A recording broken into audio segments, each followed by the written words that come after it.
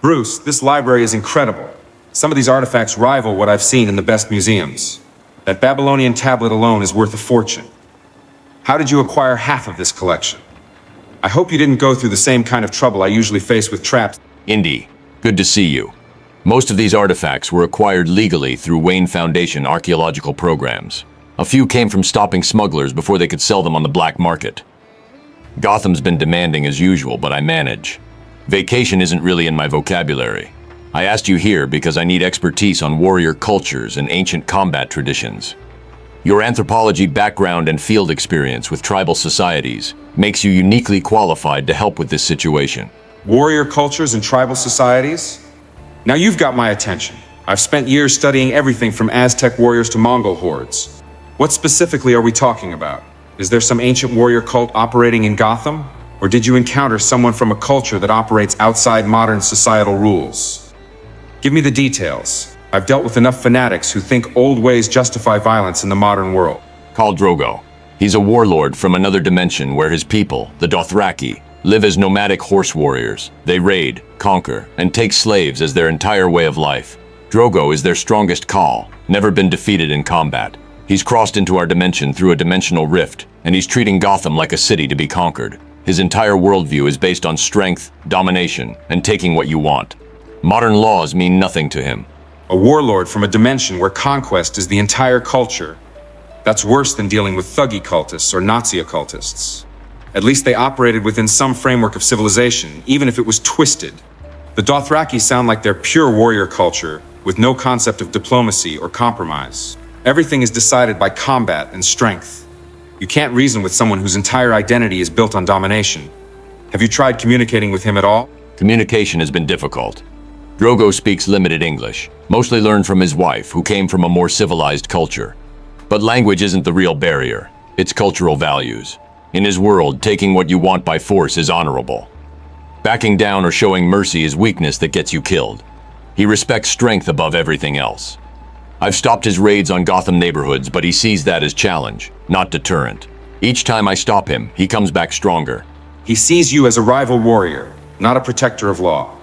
That's the problem with pure warrior cultures. They only understand hierarchical dominance. You're not Batman the detective to him, you're the strong warrior who keeps defeating his attempts to conquer. That makes you someone he needs to overcome to prove himself. Have you considered that stopping him repeatedly might be making things worse? You're feeding into his warrior mindset instead of changing it. That's exactly the problem. Every confrontation reinforces his belief that Gotham is worth conquering because it has strong defenders. I need to change the framework entirely. Fighting him plays his game. I need to make conquest itself seem pointless or beneath him.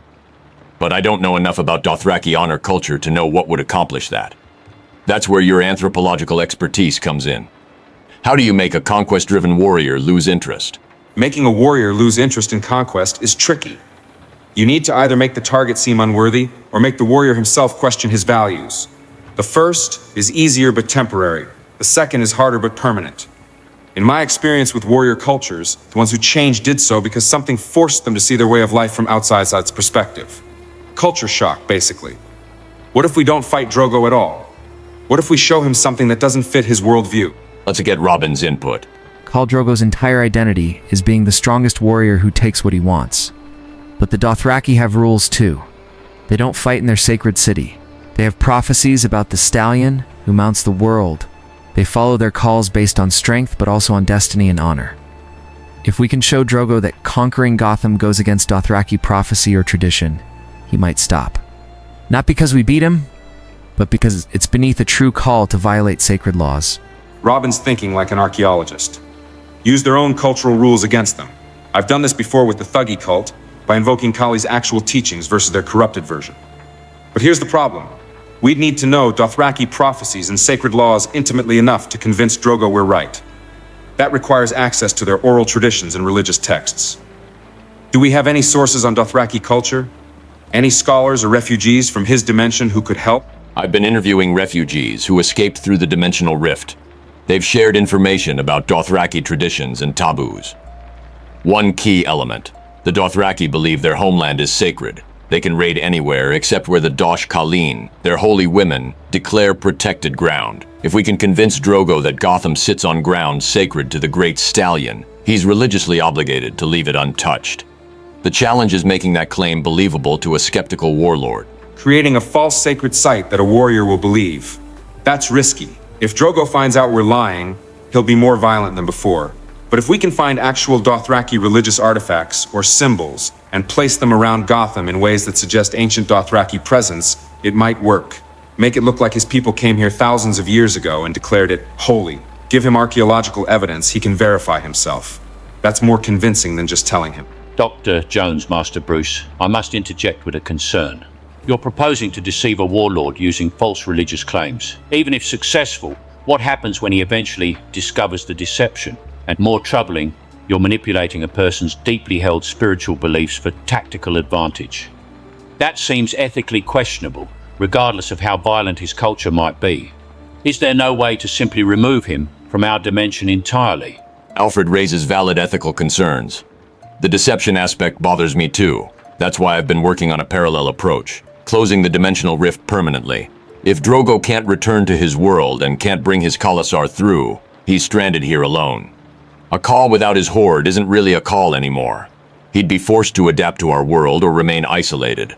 Combined with the sacred ground claim, it gives him both religious reason and practical necessity to change his approach.